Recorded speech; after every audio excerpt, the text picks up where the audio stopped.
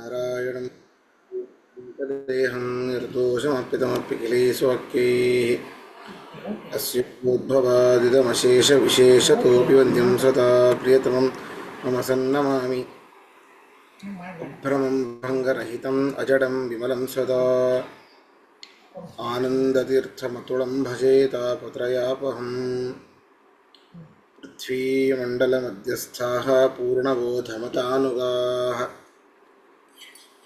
ವೈಷ್ಣವಾಃ ವಿಷ್ಣುಹೃದಯಾಃ ತಾನ್ನಮಸ್ಯೆ ಗುರುನ್ ನಮಃ ನಮಃ ಶ್ರೀಪಾದರಾಜಾಯ ನಮಸ್ತೆ ವ್ಯಾಸಯೋಗಿನೇ ನಮಃ ಪುರಂದರಾರ್ಯಾಯ ವಿಜಯಾರ್ಯಾಯ ತೇ ನಮಃ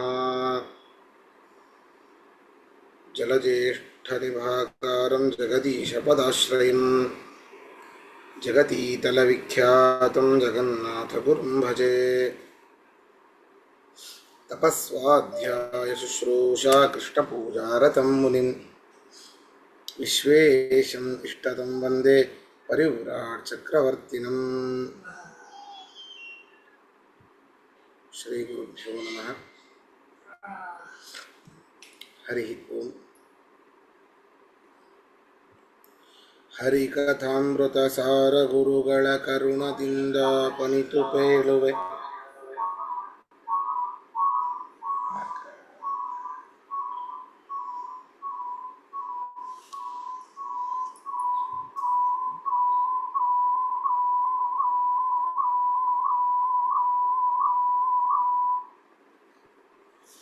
ಪರಮ ಭಗವದ್ಭಕ್ತರಿದನಾದರದಿ ಕೇಳುವುದು ಹರಿಕಥಾಮೃತ ಸಾರ ಗುರುಗಳ ಕರುಣದಿಂದ ಪನಿತು ಪೇಳುವೆ. ಪರಮ ಭಗವದ್ಭಕ್ತರಿದನಾದರದಿ ಕೇಳುವುದು.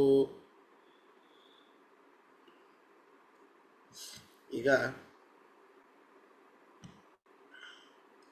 9ನೇ ಪದ್ಯ ಆಗಬೇಕಿದೆ. 9ನೇ ಪದ್ಯ ಪಂಚಭೇದಾತ್ಮಕ ಪ್ರಪಂಚಕ್ಕೆ ಪಂಚರೂಪಾತ್ಮಕನೆ ದೈವಕ ಪಂಚಮುಖ ಶಕ್ರಾದಿಗಳು ಕಿಂಕರರು ಶ್ರೀಹರಿಗೆ ಪಂಚವಿಂಶತಿ ತತ್ವತರತಮ ಪಂಚಿಕೆಗಳನ್ನು ಪೇಳ್ದ ಭಾವಿ ವಿರಿಂಚಿನೇಪಾನಂದ ತೀರ್ಥರ ನೆನೆವೆ ನನುದಿನವೂ. ಒಂದೇ ನುಡಿಯಲ್ಲಿ ಆಚಾರ್ಯರು ಅಂದರೆ ವಾಯುದೇವರು ಆಚಾರ್ಯರಾಗಿ ಸ್ವಮತ ಸ್ಥಾಪನೆ ಪರಮತ ಖಂಡನೆಯನ್ನು ಹೇಗೆ ಮಾಡಿದರು, ಅವರ ದ್ವೈತ ಮತ ಏನು ಹೇಳತ್ತೆ ಅನ್ನೋದನ್ನು ಇದರ ಸಣ್ಣ ಪದ್ಯದಲ್ಲಿ ವಿವರವಾಗಿ ವರ್ಣಿಸಿದ್ದಾರೆ. ಪಂಚಭೇದಾತ್ಮಕ, ಇದನ್ನು ಪ್ರಪಂಚ ಅಂತ ಕರೆಯುವುದೇ ಅದಕ್ಕೆ. ಪಂಚಭೂತಗಳು, ಪಂಚೇಂದ್ರಿಯಗಳು, ಪಂಚತನ್ಮಾತ್ರಗಳು ಎಲ್ಲವೂ ಪಂಚ ಪಂಚ ಪಂಚ ಮತ್ತು ಪಂಚಭೇದಗಳು.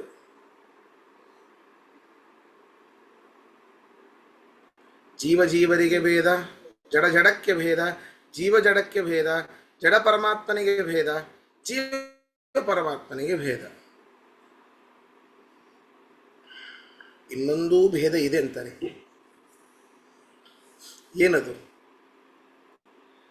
ಜೀವ ಪರಮಾತ್ಮನಿಗೆ ಭೇದ ಅಂದರೆ, ಜೀವ ಅಂತಂದ್ರೆ ಆದ್ಯ ಜೀವ ಯಾರು? ವಾಯುದೇವರು. ವಾಯುದೇವರು ಬ್ರಹ್ಮದೇವರು. ಹೌದಾ?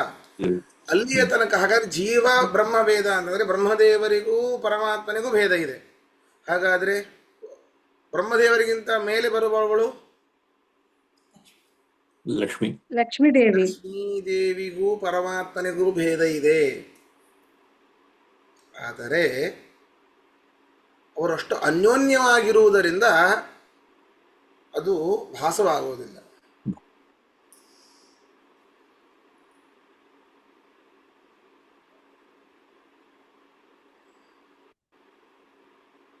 ಅವಳು ಜೀವಳೇ ಅಲ್ಲ.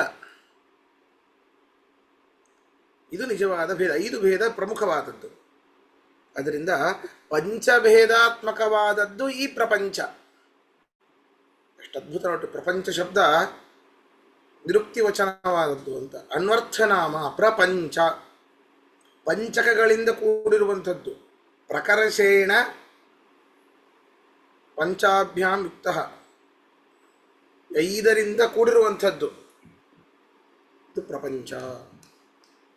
ಅಂತಹ ಪ್ರಪಂಚಕ್ಕೆ, ಪಂಚಭೇದಾತ್ಮಕವಾದ ಈ ಪ್ರಪಂಚಕ್ಕೆ ಪಂಚರೂಪಾತ್ಮಕನಾದ ಪರಮಾತ್ಮ ದೈವಕ, ಅವನೇ ಒಡೆಯ.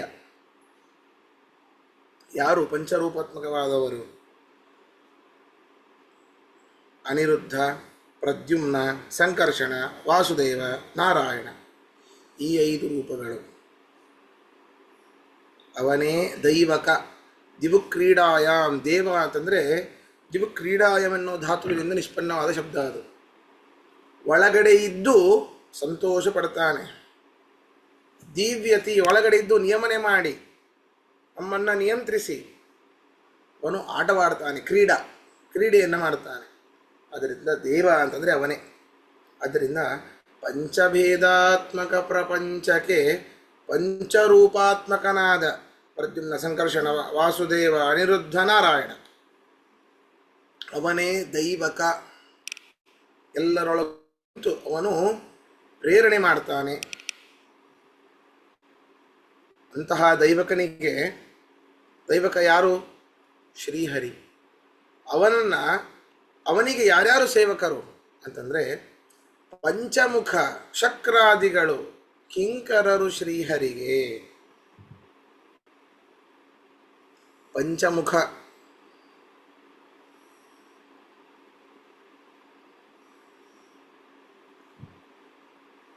ಐದು ಮುಖವುಳ್ಳ ರುದ್ರದೇವರು, ಇಂದ್ರಾದಿ ದೇವತೆಗಳು ಅವನ ಸೇವೆ ಮಾಡುತ್ತಾರೆ. ಅವನ ಕಿಂಕರರು ಶ್ರೀಹರಿಗೆ. ಪಂಚಮುಖ ಶಕ್ರಾದಿಗಳು ಕಿಂಕರರು ಶ್ರೀಹರಿಗೆ.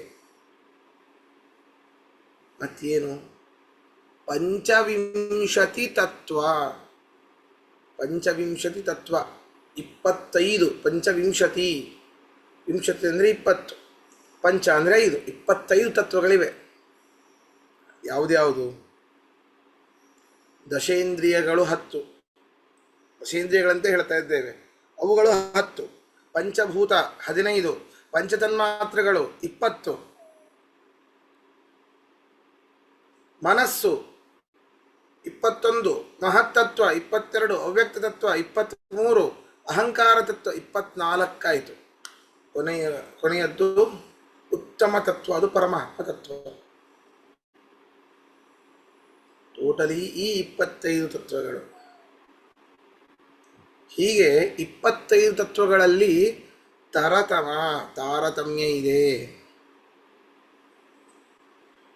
ಯಾವುದು ಮೊದಲಿಗೆ ಹುಟ್ಟಿದ್ದೋ ಅದು ಶ್ರೇಷ್ಠವಾದದ್ದು,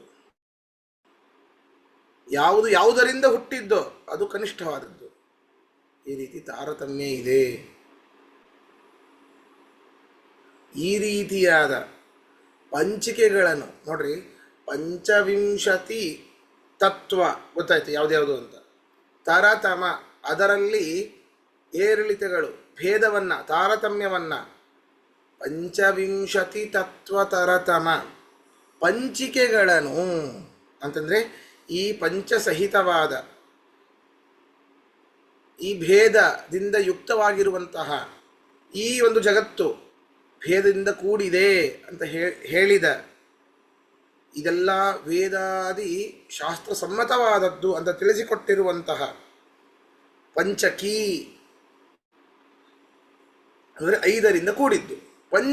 ಪಂಚಕಿಗಳನ್ನು, ಈ 5ರಿಂದ ಕೂಡಿದ್ದನ್ನು ಹೇಳಿದ ಯಾರು? ಭಾವಿ ವಿರಿಂಚಿ ಭಾವಿ ಬ್ರಹ್ಮರು. ಯಾರು? ಮಧ್ವಾಚಾರ್ಯರು, ಆನಂದ ತೀರ್ಥರು. ಭಾವಿ ವಿರಿಂಚಿ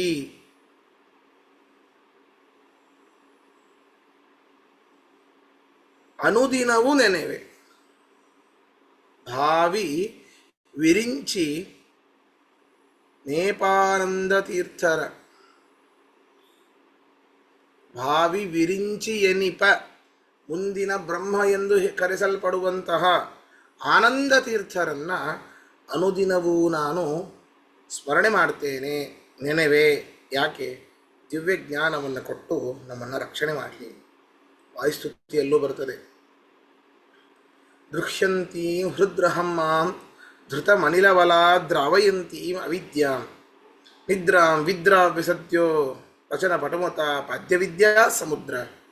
ವಿದ್ಯಾ ಸಮುದ್ರ ನೀನು, ಬೇರೆ ಎಲ್ಲೂ ಇಲ್ಲಪ್ಪ. ಅಜ್ಞಾನ ನನ್ನಲ್ಲಿಯೇ ಇರೋದು, ಬೇರೆಲ್ಲಿಂದೂ ಹುಟ್ಟಿಲ್ಲ, ನನ್ನಲ್ಲಿಯೇ ಹುಟ್ಟಿದ್ದು. ದೃಶ್ಯಂತಿ ನಮ್ಮನ್ನೇ ದ್ರೋಹ ಮಾಡುತ್ತೆ, ನಮಗೇ ದ್ರೋಹ ಮಾಡುತ್ತದು. ಹೃದ್ರಹಮ್ಮ ನಮ್ಮ ಹೃದಯದಲ್ಲಿಯೇ ಹುಟ್ಟಿರುವಂಥದ್ದು ಅಜ್ಞಾನ. ಧೃತ ಮನಿಲವಲ ದ್ರಾವಯಂತೀಂ ಅವಿದ್ಯಾಂ ಅಂತ ಇನ್ನ ಅನಿಲಬಲಾತ್ ವಾಯುದೇವರ ಅನುಗ್ರಹದಿಂದ ಈ ಅವಿದ್ಯೆ ಹೋಗಲಿ ಅಂತ ಮೊದಲಿಗೆ ವಾಯುದೇವರಿಗೆ ಕೇಳಿದ್ದೆ, ಹೇ ವಿದ್ಯಾಸಮುದ್ರ, ಮಮ ಹೃದ್ರಹಾಂ ಅವಿದ್ಯಾಂ ವಿದ್ರಾವ್ಯ, ಕಿತ್ತು ಒಗೆಯಬೇಕು ಅದನ್ನು. ಆಯ್ತು, ನೀವು ಡೈರೆಕ್ಟಾಗಿ ಕೇಳೋದಿಲ್ವೋ, ನಿನ್ನ ಹೆಂಡತಿ ಮೂಲಕ ಹೇಳಿಸ್ತೇವೆ. ದ್ರೌಪದಿಗೆ ಹೇಳ್ತೇವೆ ನಾವು, ಸ್ವಲ್ಪ ನಿಮ್ಮ ಮನೆಯವರಿಗೆ ಹೇಳ್ರಪ್ಪ, ನಮ್ಮ ಹೃದಯದಲ್ಲಿ ಅಜ್ಞಾನ ಇದೆ, ತೆಗೆದು ಹೇಳ್ರಿ. ಹೀಗೆ ಅಜ್ಞಾನ ನಾಶಕರು ಮಧ್ವಾಚಾರ್ಯರು. ಆದ್ದರಿಂದ ಅವರ ಒಂದು ಸ್ಮರಣೆಯನ್ನು ಮಾಡಬೇಕು. ಅದರಿಂದ ಪಂಚಭೇದಾತ್ಮಕ ಪ್ರಪಂಚಕ್ಕೆ ಪಂಚರೂಪಾತ್ಮಕನೇ ದೈವಕ, ಪಂಚಮುಖ ಶಕ್ರಾದಿಗಳು ಕಿಂಕರರು ಶ್ರೀಹರಿಗೆ.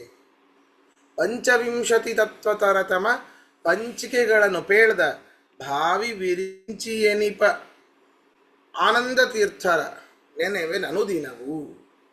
ಅಷ್ಟೇ ಇದ್ರೆ ಕೇಳಿ.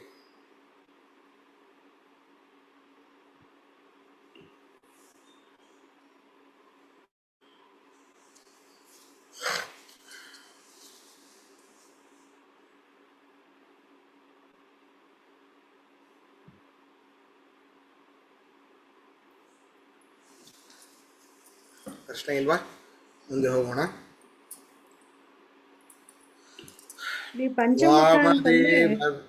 ಏನು ದೈವಕ ಪಂಚಮುಖ ಅಂದ್ರೆ ಈಶ್ವರಂಗ, ಶಿವ ಶಿವ ರುದ್ರದೇವರು.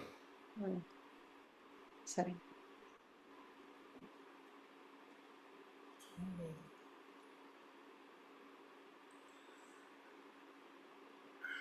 ನೆಕ್ಸ್ಟ್, ವಾಮದೇವ ವಿರಂಚಿತನಯ ಉಮಾ ಮನೋಹರ ಉಗ್ರಧೂರ್ಜಟಿ ಸಾಮಜಾಜಿನ ವಸನ ಭೂಷಣ ಸುಮನಸೋತಂಸ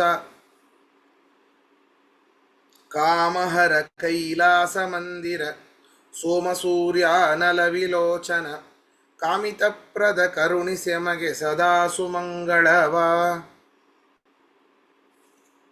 ವಾಯುದೇವರಿಗಿಂತಲೂ ಒಂದು ಅವರರಾದ ಒಂದು ಸ್ಥಾನ ಅಲ್ಲ, ಎರಡು ಸ್ಥಾನ, ಎರಡನೇ ಸ್ಥಾನದಲ್ಲಿ ಬರುವಂಥವರು ವಾಯುದೇವರ ನಂತರ ಭಾರತೀ ದೇವಿ, ಸರಸ್ವತೀ ದೇವಿ. ಅದರ ಕೆಳಗಡೆ ಬರುವಂಥವರು ಮನೋಭಿಮಾನಿಗಳಾದ ರುದ್ರದೇವರು. ಅವರ ಒಂದು ಸ್ತೋತ್ರವನ್ನು ಮಾಡ್ತಾ ಇದ್ದಾರೆ. ರುದ್ರದೇವರಿಗೆ ವಾಮದೇವ ಅಂತ ಯಾಕೆ ಕರೀತಾರೆ? ಗರುಡ ಪುರಾಣದಲ್ಲಿ, ಬ್ರಹ್ಮಾಂಡ ಪುರಾಣದಲ್ಲಿ ಹೇಳಿದ್ದಾರೆ, ಈಶಾನ್ಯ ಕೋಣೆ ಸಂಸ್ಥಿತೋ ಯಸ್ತು ರುದ್ರೋ ಹ್ಯವಾಪ ದೇವೋ ವಾಮೇತಿ ಸಂಜ್ಞಾಂ ಸ್ವವಾಮಭಾಗೆ ಸಂಸ್ಥಿತಂ ವಾಸುದೇವಂ ಸ್ವಯೋಗ್ಯ ಭಕ್ತ್ಯ ಪೂಜತೆ ಸರ್ವದೈವ ಅತೋ ರುದ್ರೋ ವಾಮದೇವೇತಿ ಸಂಜ್ಞಾಂ. ವಾಮದೇವ ಯಾಕೆ ಅಂತಂದರೆ, ಇವರು ಈಶಾನ್ಯ ಭಾಗದ ಮೂಲೆಯಲ್ಲಿ ಇರ್ತಾರೆ. ಪೂಜೆ ಮಾಡಬೇಕಾದರೂ ಅಷ್ಟೇ, ನಾವು ನಿರ್ಮಾಲ್ಯ ವಿಸರ್ಜನೆ ಮಾಡಿ ಯಾವುದರಲ್ಲಿ ಹಾಕ್ತೇವೆ? ಪುರುಷರಿಗೆ ಪ್ರಶ್ನೆ. ರುದ್ರದೇವರು ತಲೆ ಮೇಲೆ ಇಟ್ಟಿರೋ ತಟ್ಟೆ ಎಲ್ಲಿರುತ್ತೆ ತಟ್ಟೆ? ಅದು ಈಶಾನ್ಯ ಭಾಗದಲ್ಲಿ. ಆದ್ದರಿಂದ ವಾಮದೇವ.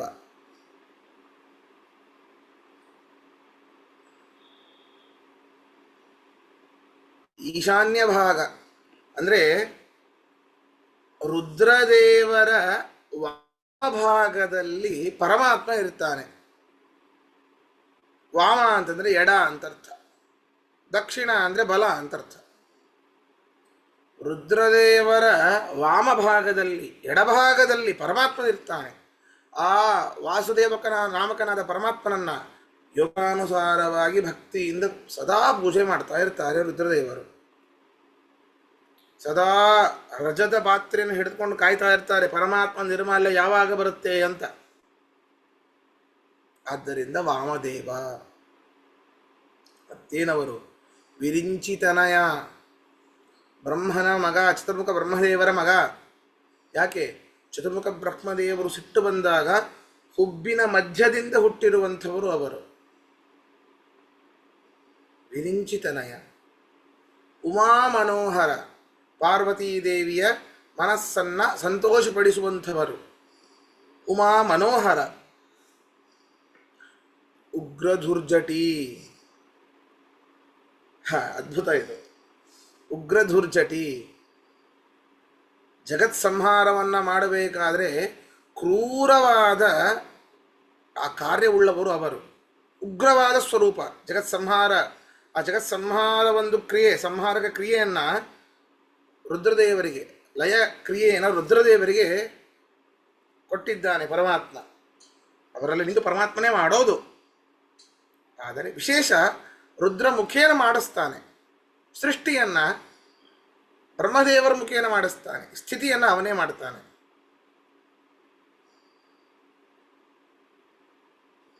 ಅದರಿಂದ ಉಗ್ರವಾದ ಕಾರ್ಯ ಆ ಲಯ ಕಾರ್ಯ.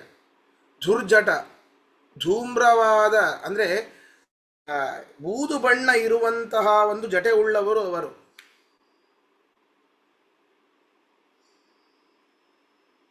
ಬೂದು ಬಣ್ಣ ಉಳ್ಳ ಜಟೆ ಉಳ್ಳವರು ಅವರು. ಮತ್ತೇನು? ಸಾಮಜಾಜಿನ. ಸಮಜ ಅಂತಂದ್ರೆ ಆನೆಯದ್ದು ಅಂತ ಅರ್ಥ. ಅಜಿನ ಅಂತಂದ್ರೆ ಚರ್ಮ.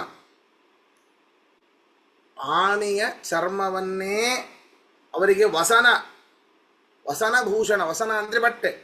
ಆನೆಯ ಚರ್ಮವೇ ಅವರು ಬಟ್ಟೆಯಾಗಿ ಉಟ್ಟುಕೊಂಡಿರ್ತಾರೆ. ಇದರ ಅದ್ಭುತವಾಗಿ ಹೇಳ್ತಾರೆ. ಒಮ್ಮೆ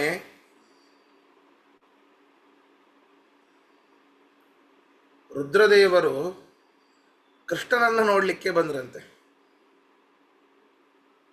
ರುದ್ರದೇವರು ಕೃಷ್ಣನ ಆ ಸಣ್ಣ ಮಗುವಿನ ರೂಪವನ್ನು ನೋಡಲಿಕ್ಕೆ ಬಂದ್ರಂತೆ. ಅದು ಹೇಳ್ತೇನೆ, ಅದ್ರ ಬಗ್ಗೆ ಹೇಳ್ತೇನೆ. ಅಂದರೆ ಈಗ ಮುಂದಿನದ್ದು ಹೇಳ್ತೇನೆ ನೋಡ್ರಿ. ಈಗ ಅದ್ಭುತ ಇದೆ, ಅದನ್ನು ಹೇಳಿ ಆ ಒಂದು ಹಾಡನ್ನು ಹೇಳಿದಾಗ ಸರಿ ಆಗತ್ತೆ. ಮತ್ತೆ ಈಗೇನಂತಂದ್ರೆ ಈಗ ಸಮಜ ಅಂತಂದ್ರೆ ಗಜ, ಆನೆ. ಅಜಿನ ಅಂದರೆ ಚರ್ಮ. ಆ ಆನೆಯ ಚರ್ಮವನ್ನೇ ಬಟ್ಟೆಯಾಗಿ ಉಟ್ಟುಕೊಂಡವರು. ಅಷ್ಟೇ ಅಲ್ಲ, ಸುಮನಸ ಉತ್ತಂಸ. ಇಂದ್ರ ದೇವತೆಗಳಿಗಿಂತೂ ಬಹಳ ಪಟ್ಟು ಎತ್ತರವುಳ್ಳವರು, ಉತ್ತಮರಾದವರು ರುದ್ರದೇವರು. ಸುಮನಸ ಉತ್ತಂಸ. ಮತ್ತೇನು? ಕಾಮಹರ. ತಪಸ್ಸನ್ನ, ಅವರ ಮನಸ್ಸನ್ನ ಹಾಳು ಮಾಡಲಿಕ್ಕೆ ಬಂದಂತಹ ಕಾಮನನ್ನ ನಾಶ ಮಾಡಿದವರು, ಭಸ್ಮ ಮಾಡಿದವರು. ಕಾಮಹರ. ಕೈಲಾಸ ಮಂದಿರ, ಯಾವಾಗಲೂ ಕೈಲಾಸ ಪರ್ವತದಲ್ಲೇ ಇರುವಂಥವರು. ಅವರ ಕಣ್ಣೇನು ಗೊತ್ತಾ? ಸೋಮ ಸೂರ್ಯಾನಲ ವಿಲೋಚನ. ಇಲ್ಲಿ ಎಷ್ಟು ಜನದ ಹೆಸರು ಬಂದಿದೆ? ಇಲ್ಲಿ ಎಷ್ಟು ಜನ ದೇವತೆಗಳ ಹೆಸರು ಬಂದಿದೆ? ಇಲ್ಲಿ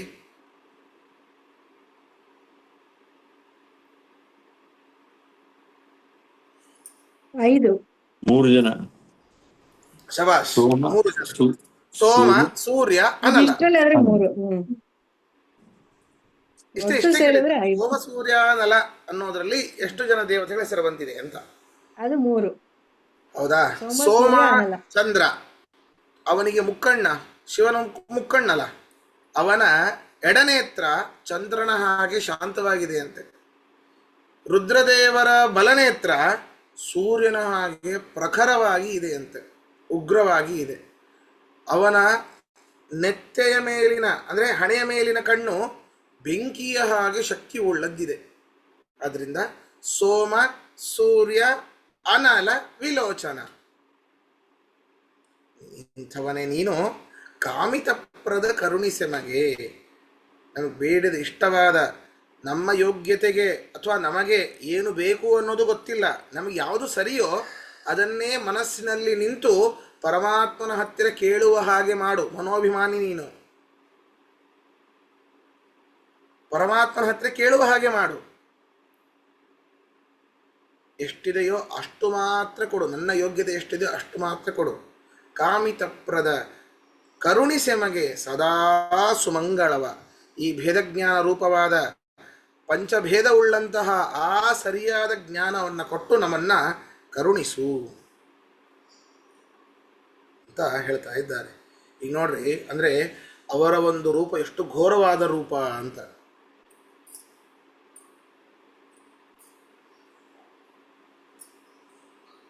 ಇಂತಹ ರುದ್ರದೇವರು ಒಮ್ಮೆ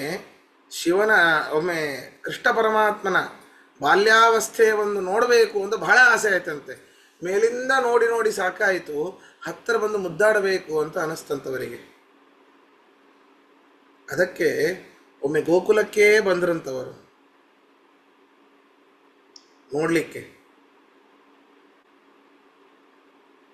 ಏನೇನು ಉಟ್ಕೊಂಡಿದ್ದ, ಮಂಡೆಯೋಳ್ ಭಾಗೀರಥಿ ಜಡೆಗಟ್ಟಿದ ನದರೋಳ್ ಮಂಡಿಸಿ ದವ ನುಡುಪತಿ ಶುಂಡಾಲ ಚರ್ಮ. ನೋಡ್ರಿ, ಶುಂಡಾಲ ಆನೆ, ಶುಂಡಾಲ ಚರ್ಮ ಕೊಂಡು ಧರಿಸಿಹ ಪಶುಪತಿ ಉಪಪತಿ.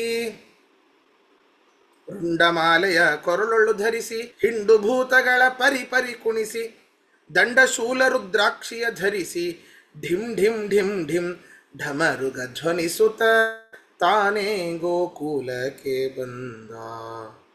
ಬರಬೇಕಾದ್ರೆ ಹೀಗೆ ಬಂದಿದ್ದು, ಕೈಲಾಸದಿಂದ ಗೋಕುಲಕ್ಕೆ ಬರಬೇಕಾದ್ರೆ ಹೀಗೆ ಬಂದಿದ್ದು. ಘೋರವಾದ ರೂಪ, ರುಂಡಮಾಲೆ, ಭೂತಗಣಗಳು ಹಿಂದೆ ಢಮರುಗ ಬಾರಿಸ್ತಾ ಬಂದಿದ್ದು. ಅದೇ ಕೃಷ್ಣ ಸಣ್ಣ ಸಣ್ಣ ಕೂಸು ಹೆದರಿಗಿತ್ತಪ್ಪ, ಕೂಸು ಹೆದರಿತ್ತು. ಈಗಾದರೂ ನೋಡಿದ್ರಿ, ಸೋಮ ಸೂರ್ಯ ಅನಲ ವಿಲೋಚನ ಅಂತಿಂಥ ಕಣ್ಣುಗಳನ್ನು ನೋಡಿಬಿಟ್ರೆ ಕೂಸು ಹೆದರಿತ್ತು. ಗೊತ್ತು ಪರಮಾತ್ಮ ಅಂತ ಗೊತ್ತು, ಆದರೂ ದಾಸರು ವರ್ಣನೆ ಮಾಡೋದು ಹೇಗೆ ನೋಡಿ. ಕಂಗಳಲ್ಲಿ ಕೆಂಪು ತಗ್ಗಿಸಿ ಹಣೆಗಣ್ಣನು ತನ್ನ ಮುಂಗುರುಳ ಮರೆಯಲ್ಲಿರಿಸಿ ಬಿಚ್ಚಿದ ಫಣಿಭುಜಂಗನ ಮೈಯ ಮರೆಸಿ ಗಣಗಳ ಭುಜಂಗವನ್ನ ಬಿಚ್ಚಿಟ್ರು. ಭುಜಂಗ ಅಂದ್ರೇನು?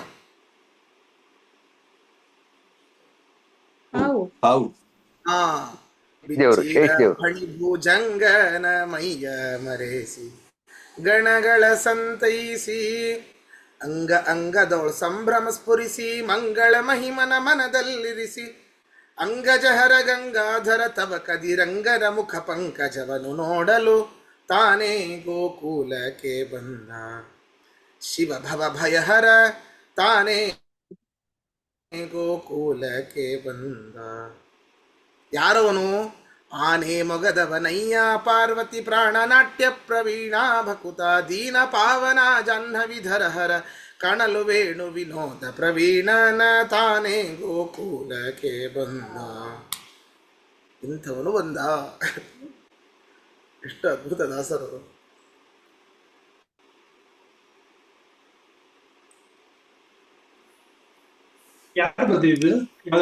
ಮೋಹಕ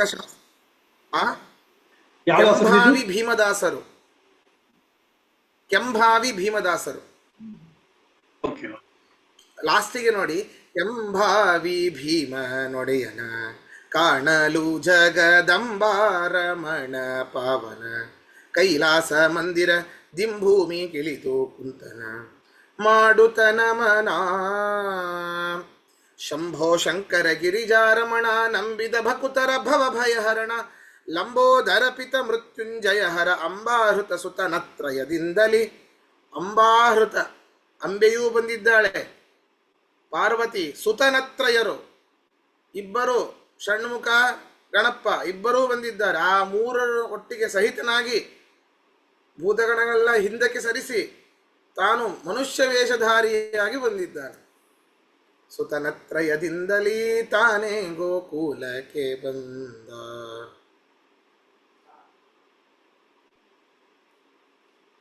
ಅದ್ಭುತ ತುಂಬಾ ದಾಸರದು. ಚೆನ್ನಾಗಿದೆ ಹಾಡು. ಬಹಳ ಅಪರೂಪದ್ದು ಇನ್ನು ಇದು ಆಚಾರ್ಯ. ಹೌದೌದು, ಚೆನ್ನಾಗಿತ್ತು ಬಹಳ ಆಚಾರ್ಯ. ಬಹಳ ಅಲ್ಲಲ್ಲ, ಬಹಳ ಇದು ಅಪರೂಪ ಅಲ್ಲ, ಕೇಳಿಲ್ಲ ನಾವು. ಹೇಳೇ ಇಲ್ಲ. ಹೌದು. ಹೌದು. ಹೌದು. ಇದು ಸ್ಕ್ರಿಪ್ಟ್ ಏನಾರ ಇದೆಯಾ ಆಚಾರ್ಯ ಇದ್ರದ್ದು ನಿಮ್ಮ ಹತ್ರ? ಓ ಇದೆ ಇದೆ ಇದೆ, ಗೂಗಲ್ ಅಲ್ಲಿ ಆರಾಮ್ ಸಿಗುತ್ತೆ. ಕಳಿಸ್ತೀನಿ ಬೇಕಾದ್ರೆ, ನಾನು ಗ್ರೂಪ್ ಅಲ್ಲಿ ಕಳಿಸ್ತೀನಿ. ಹಾ, ಕಳಿಸಿ. ನೀವು ಕಳಿಸಿ ಸ್ವಲ್ಪ. ಯಾಕೆಂದ್ರೆ ನಮ್ಮ ಮನೆಯವರೆಲ್ಲ ಭಜನೆ ಎಲ್ಲ ಇದು ಮಾಡ್ತಾರೆ. ನಮ್ಮ ಮಠದಲ್ಲಿ ಭಜನಾ ಸಂಘ ಇದೆ, ಹರಿವಾಯು ಭಜನಾ ಮಂಡಲ ಅಂತ. ಅವರು ಎಲ್ಲ ಇದು ಮಾಡ್ತಾರೆ. ಅಲ್ಲ, ಇವ್ರದ್ದು ಇದು ಯೂಟ್ಯೂಬ್ ಅದ್ಭುತ ಅಲ್ಲಿ ಇದೆ, ಇದು ಬೇಕಾದಷ್ಟಿದೆ. ಬೇರೆ ಬೇರೆ ಅದ್ಭುತ ಇದೆ. ನೀವು ಕೇಳಿಲ್ಲ ಅನ್ಸತ್ತೆ. ಭಿಕ್ಷೆ ಯಾಕೆ ಬೇಡ್ತಾರ ರುದ್ರದೇವರು ಅಂತ. ಓಹೋ, ಇದು ಭಿಕ್ಷಾಕೋ ಫಾಲಾಕ್ಷ ನಿನಗೆ ಲಕ್ಷ್ಮೀಪತಿಯಂಥ ಸಖನಿದ್ದ ಬಳಿಕ. ಯಾಕಪ್ಪ ಭಿಕ್ಷೆ ಬೇಡ್ತಿ? ಲಕ್ಷ್ಮೀಪತಿಯಂಥ ಸಖನಿದ್ದ ಬಳಿಕ ಭಿಕ್ಷಾವ್ಯಾತಕೋ ಫಾಲಾಕ್ಷ ನಿನಗೆ. ಏನೇನದಪ್ಪ ನಿನ್ನ ಹತ್ರ? ರಜತಾದ್ರಿ ಅರಮನೆಯು ಗಿರಿಯ ತನುವು ಗಜಗಮನ ಸುರನಿಕರ ಪರಿವಾರವು ಭುಜಗೇಂದ್ರ ಭೂಷಣ ನಿಜರಾಣಿ ಅನ್ನಪೂರ್ಣೆ.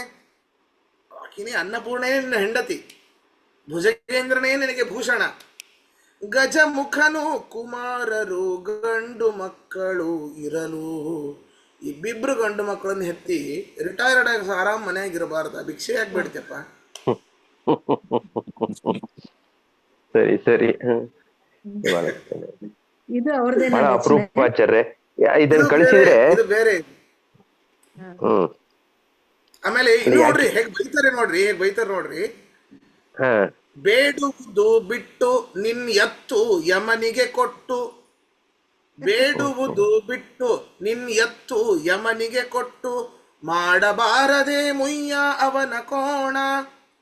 ಜೋಡು ಮಾಡಿಕೊಂಡು ಪಾತಿ ಹುಟ್ಟು ತ್ರಿಶೂಲ. ಬೇಡಿದ್ದು ಬೆಳೆಯದೆ ಬರಿದೆ ಧಾವತಿ ಗೊಂಬೆ. ಅಲ್ಲಪ್ಪ, ಯಾಕೋ ನಿನ್ ನಂದಿ ಇಲ್ಲೇನೋ? ಕೊಡು ಯಮನಿಗೆ, ಅಥವಾ ಅವನೊಂದು ಕ್ವಾಣ ಇಸ್ಕೋ, ಎರಡನ್ನೂ ಕಟ್ಟು. ನಿನ್ನ ತ್ರಿಶೂಲವನ್ನೇ ನೇಗಿಲವನ್ನಾಗಿ ಮಾಡ್ಕೋ. ಬಿತ್ತು ಹೊಲದಲ್ಲಿ ಬೆಳೀತದ, ಅದನ್ನು ತಿನ್ನು. ಭಿಕ್ಷೆ ಯಾಕೆ ಬೇಡ್ತಿ?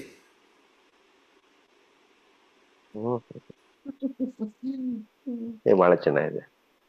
ರೊಕ್ಕ ರೂಪಾಯಿಗಳು ಬೇಕೆಂಬೆಯ ಸಾಲ ತಕ್ಕೋ ಬಾರದೆ ಗೆಳೆಯ ಧನಪನಲ್ಲಿ. ಯಾರು ಧನಪ? ಲಕ್ಷ್ಮೀನಾರಾಯಣ. ಕುಬೇರ ಕುಬೇರ. ಕುಬೇರ. ಸಾಲ ತಕ್ಕೋ, ರೊಕ್ಕ ಬೇಕು ನಿನ್ಗ, ಭಿಕ್ಷೆ ಯಾಕೆ ಬೇಡ್ತಿ? ಶುಕ್ರವಕ್ಕಣ್ಣ ಮೋಹನ ವಿಠಲ ಮುಕ್ಕಣ್ಣ. ಮುಕ್ಕಣ್ಣ ನೀ ಮೋಹನ ವಿಠಲ ದಾಸರು, ಮೋಹನದಾಸರು. ಹೌದೌದು, ಮೋಹನ್ ದಾಸ್. ಇದು ಈ ಕೃತಿಗಳು ಅಂತ ಇಂಜಿ ಮಂತ್ರವ ಪಿಡಿದಿ ಭಿಕ್ಷಾ ವ್ಯಾತಕೋ ಫಾಲಾಕ್ಷ ನಿನಗೆ. ಅದ್ಭುತ ಹಾಡು. ಆಚಾರ್ಯ ಇದು ಹೇಳ್ದಂಗೆ ಕಳಿಸ್ಕೊಡಿ. ಯಾಕೆ ಅಂತಂದ್ರೆ ಇಲ್ಲಿ ಒಂದೆರಡು ರುದ್ರದೇವ್ರ ದೇವಸ್ಥಾನ ಇದೆ, ಅಲ್ಲಿ ಕರಿತಾ ಇರ್ತಾರೆ ಇವ್ರನ್ನ. ಇವ್ರು ಹೋಗಿ ಹೇಳ್ತಾರೆ. ಜೊತೆಗೆ ಒಂದೆರಡು ಯೂಟ್ಯೂಬ್ ಇದಿದೆ ಅದು. ಆಮೇಲೆ ನಮ್ಮ SVBC ಕನ್ನಡ ಇಲ್ಲೆಲ್ಲ ಪ್ರೋಗ್ರಾಮ್ಗಳು ಕೊಡ್ತಾರೆ ಅವರು, ಇವರೆಲ್ಲ ಇವ್ರ ಭಜನಾ ಮಂಡಳಿ. ಇದು ರುದ್ರದೇವರ ದೇವಸ್ಥಾನಕ್ಕೆ ಹೋದಾಗ ಇದು ಕೇಳಕ್ಕೆ ತುಂಬಾ ಚೆನ್ನಾಗಿರುತ್ತೆ. ಬಹಳ ಅಪರೂಪ ಇದು, ಯಾರು ಕೇಳಿಲ್ಲ. ಇನ್ನು ಬೇಕಾದಷ್ಟು ರುದ್ರದೇವ್ರದ್ದು ಅದ್ಭುತ ಅಂದ್ರೆ ಅದ್ಭುತ ಹಾಡು. ತುಂಬಾ ಚೆನ್ನಾಗಿದೆ ಇದು. ಇವತ್ತೆರಡು ಒಳ್ಳೆ ಹಾಡು ಕೇಳಿದ್ವಿ ಆಚಾರ್ಯ. ತುಂಬಾ ಚೆನ್ನಾಗಿತ್ತು ಆಚಾರ್ಯ. ಅಪರೂಪವಾದದ್ದು ಅಂತ ಹೇಳಿ, ಅದು ನಿಮ್ ಧ್ವನಿಯಲ್ಲಿ ತುಂಬಾ ಅಪರೂಪವಾದ ಹೇಳು. ಅಪರೂಪ, ನಿಜ ಅದು. ತುಂಬಾ ಅಪರೂಪ. ಇದನ್ನ ಪ್ರಸನ್ನ ಕೊರ್ತಿಯವರು ಹಾಡಿದ್ದಾರೆ ನೋಡ್ರಿ. ಈ ಭಿಕ್ಷಾ ವ್ಯಾತಕವೂ ಅಲ್ಲ, ಏನು ಆನೆ ಮೊಗದವನಯ್ಯ ಪಾರ್ವತಿ ತಾನೇ ಗೋಕುಲಕ್ಕೆ ಬಂದ ಅಂತ ಯೂಟ್ಯೂಬ್ ಅಲ್ಲಿ ಹೊಡೆದ್ರೆ ಪ್ರಸನ್ನ ಕೊರ್ತಿಯವರು ಹಾಡಿದ್ದು ಸಿಗುತ್ತೆ. ನಾನೇ ತಾನೇ ತಾನೇ ಗೋಕುಲಕ್ಕೆ ಬಂದ, ತಾನೇ ಗೋಕುಲಕ್ಕೆ ಬಂದ. ಗೋಕುಲಕ್ಕೆ ಬಂದ. ಸರಿ ಅದ್ಭುತ ಆಚಾರ್ಯ, ಸೇವೆ. ಇದನ್ನ ಹಾಕ್ತೀನಿ. ಇದು ಅದ್ರಲ್ಲಿ ಇನ್ನೊಂದು ಇನ್ನೂ ಎರಡು ನುಡಿಗಳು, ಅದು ಇನ್ನೂ ಎರಡು ನುಡಿಗಳಿತ್ತು, ನಾ ಹಾಡ್ಲಿಲ್ಲ ಅಷ್ಟೇ. ಹಾ ಹಾ ಮಧ್ಯದಲ್ಲಿ ಎರಡು ನುಡಿಗಳಿವೆ, ಹಾ ಟೋಟಲ್ 5 ನುಡಿಗಳಿವೆ. ಅದ್ಭುತ ಇದೆ. ಸುಜನರ ಮನ ಹರಿ ಪದದಲ್ಲಿರಿಸಿ, ಕುಜನ ಸಮೂಹಕ್ಕೆ ಭ್ರಾಂತಿಯ ತರಿಸಿ. ಭಾರಿ ಭಾರಿ ಇದೆ ಹಾಡೋದು, ಹಾ ಹಾ ಹಾ ಹಾ. ಭಾರಿ ಇದೆ ಅದು. ಸಾರಂಗ ರಾಗ ಭಾರಿ ಇದೆ. ಸರಿ, ಹಾಗಾದ್ರೆ ಇವತ್ತಿನ ಪಾಠ ಮುಗಿಸೋಣ. ಶ್ರೀಕೃಷ್ಣ ಅರ್ಪಣ. ಶ್ರೀಕೃಷ್ಣ ಅರ್ಪಣ. ನಮಸ್ಕಾರ ನಮಸ್ಕಾರ. ಗುರುಗಳೇ. ನಮಸ್ಕಾರ ಗುರುಗಳೇ. ನಮಸ್ಕಾರ. ನಮಸ್ಕಾರ ಆಚಾರ್ಯ. ನಮಸ್ಕಾರ ಆಚಾರ್ಯ. ನಮಸ್ಕಾರ ಆಚಾರ್ಯ.